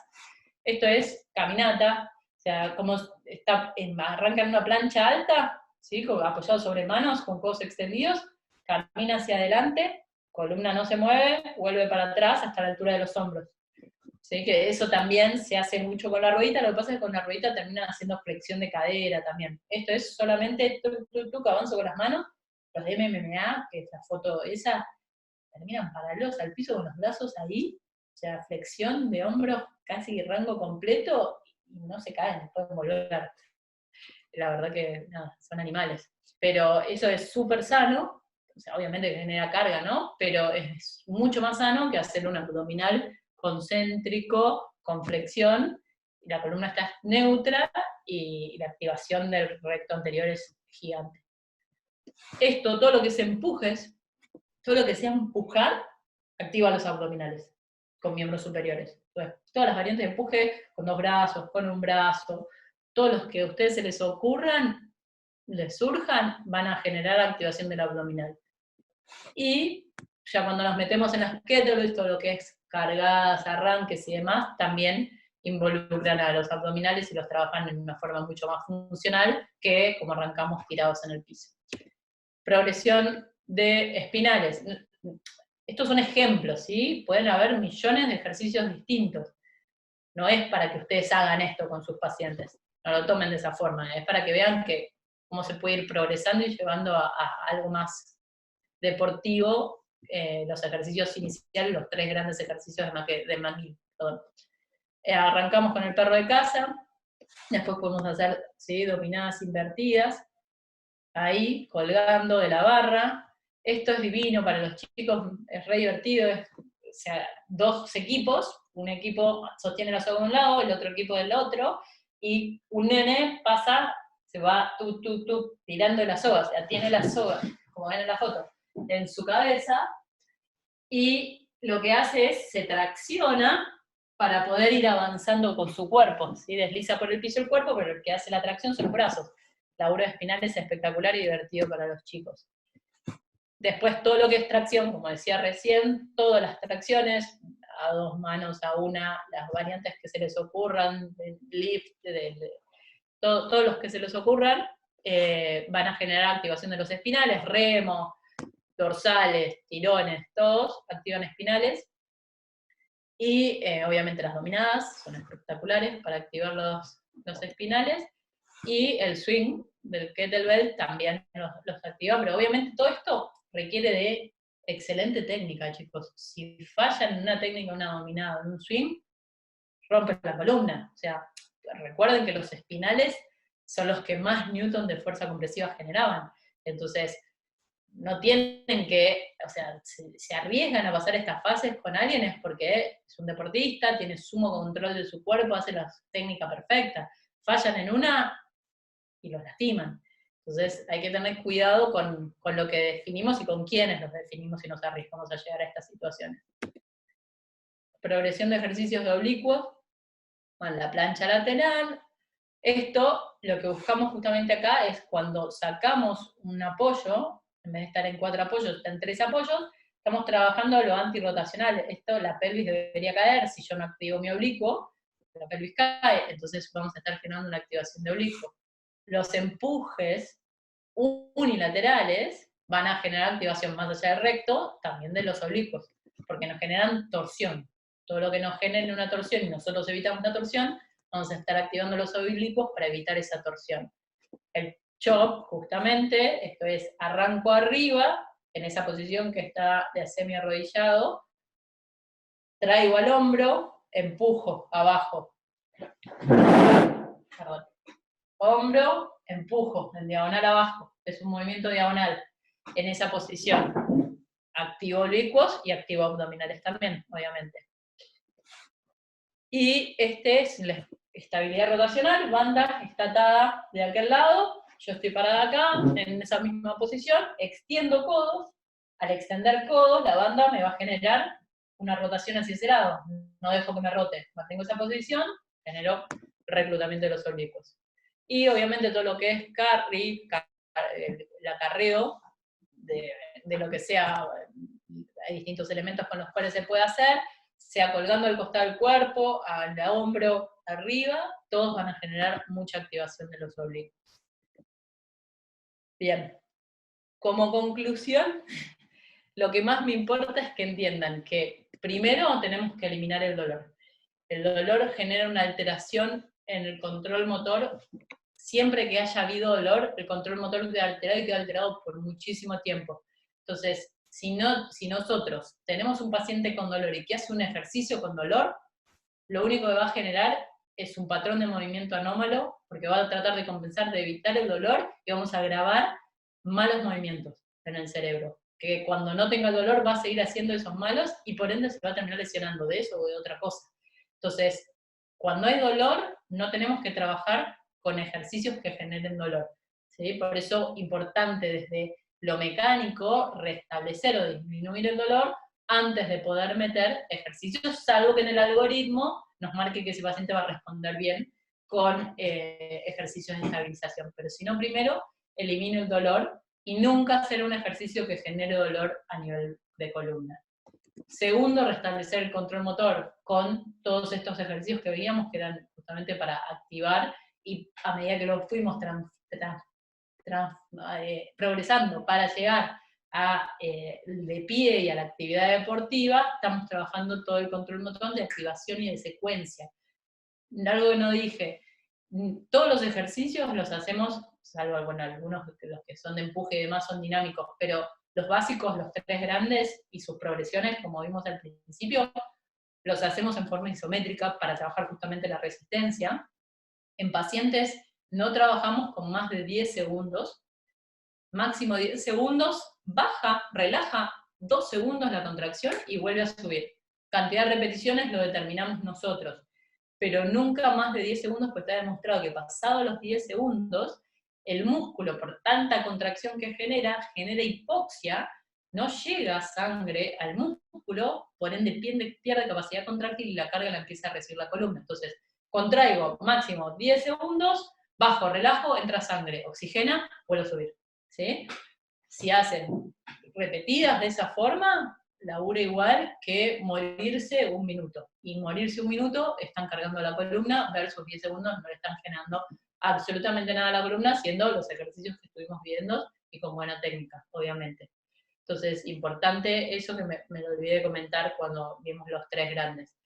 Con deportistas vamos a llegar a más cantidad de segundos, pero más de 30 segundos no tiene sentido, salvo en algunos deportistas donde, por ejemplo, nosotros hemos tenido pacientes de jiu-jitsu, donde están en flexión y enganchados durante un montón de tiempo. Hay especificidad deportiva, ¿no? La cual va a requerir algo distinto de esto que les estoy diciendo. Pero en la mayoría, pacientes con dolor, 10 segundos. O menos, algunos no toleran ni 10 segundos, menos. Y en deportistas, más de 30 segundos no tiene ningún sentido, es preferible hacer más repeticiones. Y para dosificar vamos a utilizar justamente la evaluación de McGill de resistencia y vamos a sacar la cantidad de repeticiones que tiene que hacer para que las proporciones me mantengan las curvas fisiológicas que estuvimos hablando antes y no lo mismo de todos. Restablecer el control motor, esto que veníamos hablando de la secuencia y la activación correcta, y la transferencia a la actividad deportiva, que serían los últimos pasos que vimos de estas últimas progresiones. Bueno, terminé. Espero que haya resultado claro, y sé que muchas veces pasa, tiro mucha información rápidamente, pero la idea es que estos justamente sean disparadores para que ustedes les llamen la atención, digan, se replanteen, pregunten y empiecen a estudiar e investigar. No pretendo que de esto ustedes salgan entendiendo o sabiendo esto, pero sí generarles la inquietud y empezar a investigar y a estudiarlo, que la verdad que hay mucho y es apasionante. Ahí tienen mis contactos, cualquiera de estos dos nos pueden buscar en redes sociales, y si no, mi mail personal, que está ahí abajo. Perfecto, Mara, Gracias. buenísimo. Estuvo súper claro, muy didáctico como siempre. Así que, Mara, yo tengo acá, mira, algunas preguntas que fueron dejando en YouTube, que estamos transmitiendo también en vivo. En un momento hablaste sobre los test que haces a los pacientes o los requisitos para que sea un buen candidato para responder efectivamente a un tratamiento de estabilización. Acá nos pregunta Manuel sobre si el ejercicio que hablaste de elevar la pierna recta a 90 grados es el test de FMS. No, es un LASEV, el que conocemos como LASEV. Bien. O sea, se La tendría que pasar, elevación de llegar la a pierna 91 en forma grados sin dolor. pasiva, exacto, en forma pasiva, que no reproduzca sus síntomas a partir, o sea, más allá de los 91 grados podría tener un síntoma, pero en el rango de 0 a 90 no tiene que haber síntomas. Excelente, buenísimo.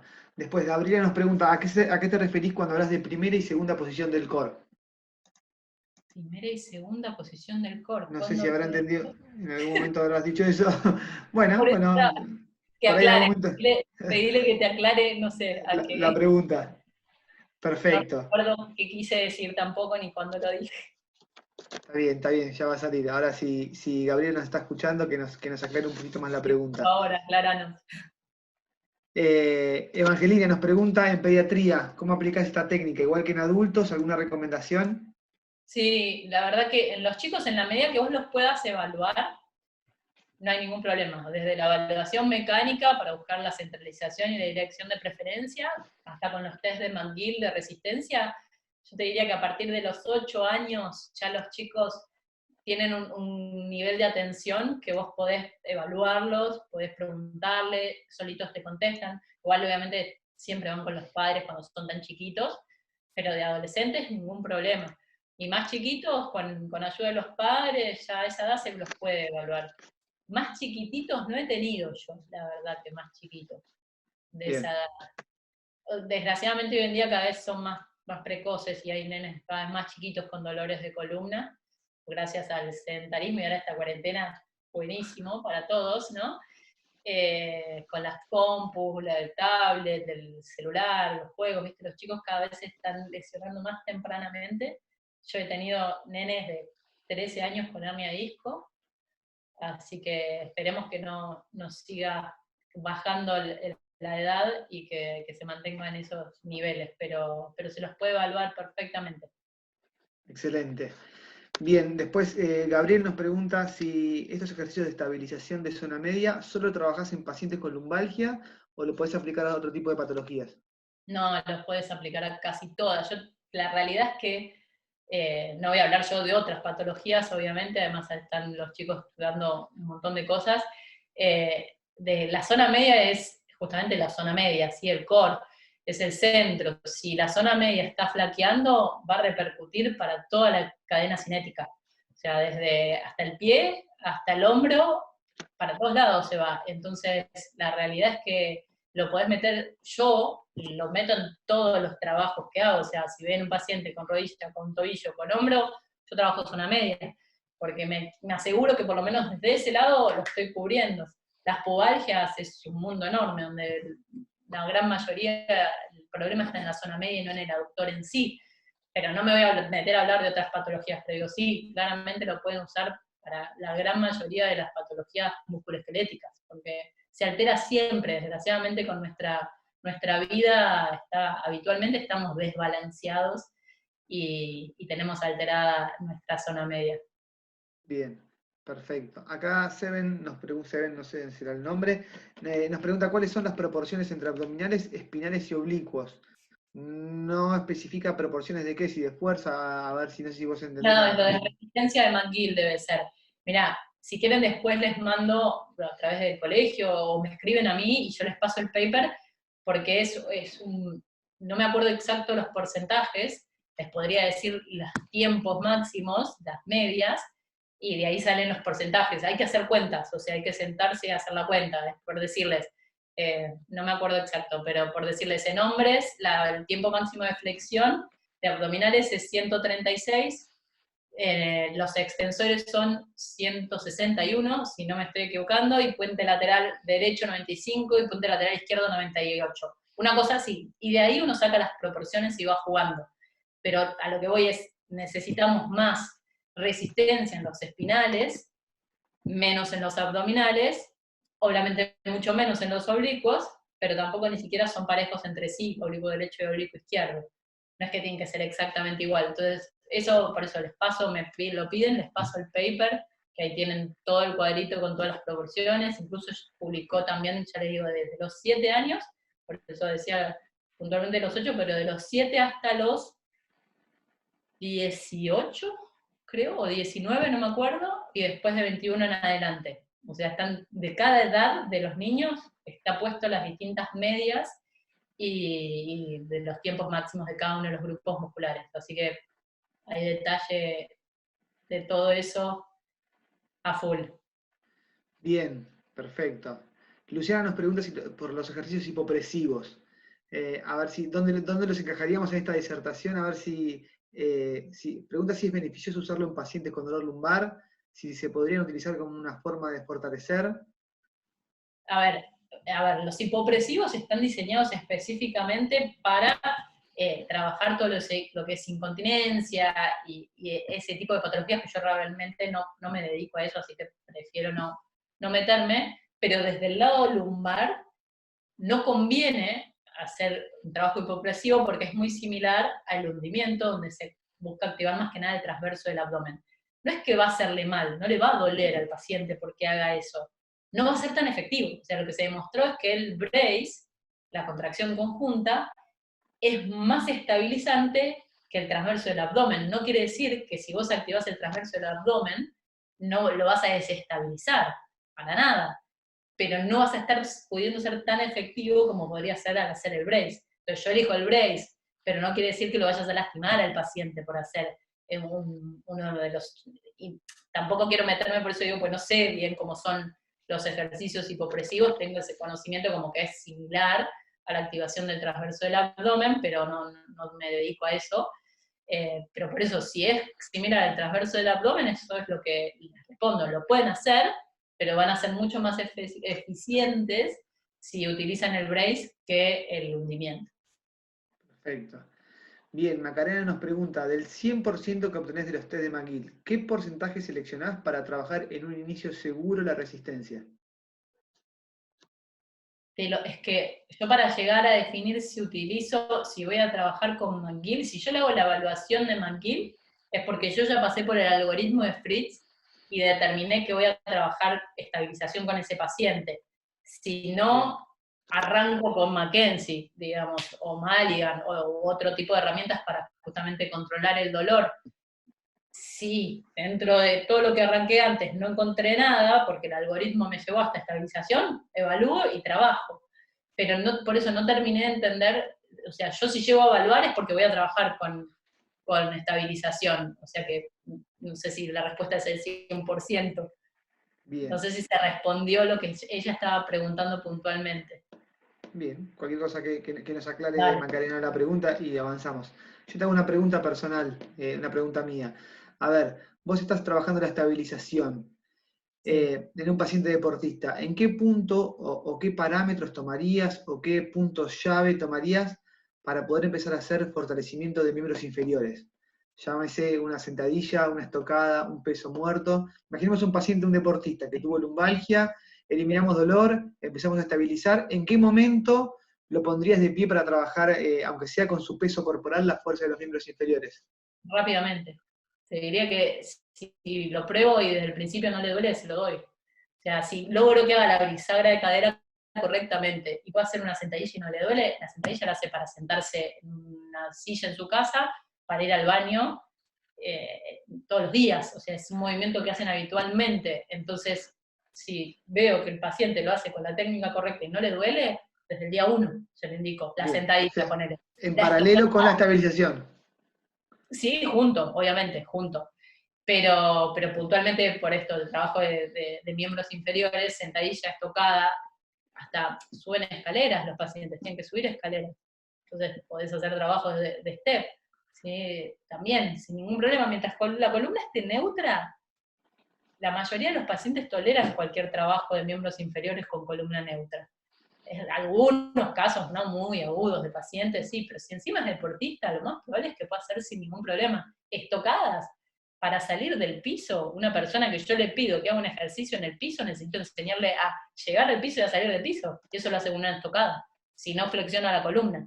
Entonces, para poder bajar al piso correctamente, necesito que sepa hacer una estocada.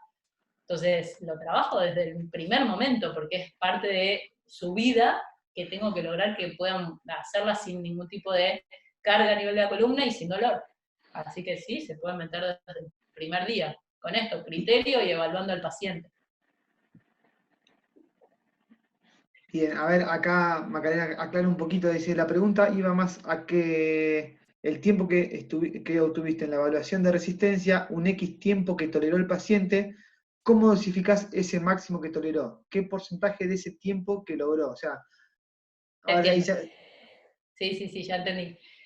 Eso la verdad que McGill no lo explica en ningún lado, ni tiene nada más. Yo me armé mi cuadrito de, en base a cuadras la media, que es a lo que yo estimo que llegue el paciente, por lo menos a la media, me armé como ir bajando la cantidad del volumen máximo de repeticiones, yo tomando en cuenta que yo les doy 10 segundos, es medio complejo, es matemático, ¿no?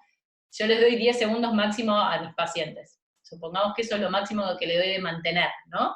10 segundos cada repetición. Bueno, ¿cuántas repeticiones le puedo hacer de 10 segundos sin que mi paciente se fatigue? Entonces, a partir de ahí saqué el volumen total, es enfermedad y obsesión, ¿no? Eh, el volumen total que yo podía llegar a trabajar con una persona de segundos, y a partir de ahí fui bajando de a 10% para llegar a lo mínimo que puedo trabajar y a lo máximo.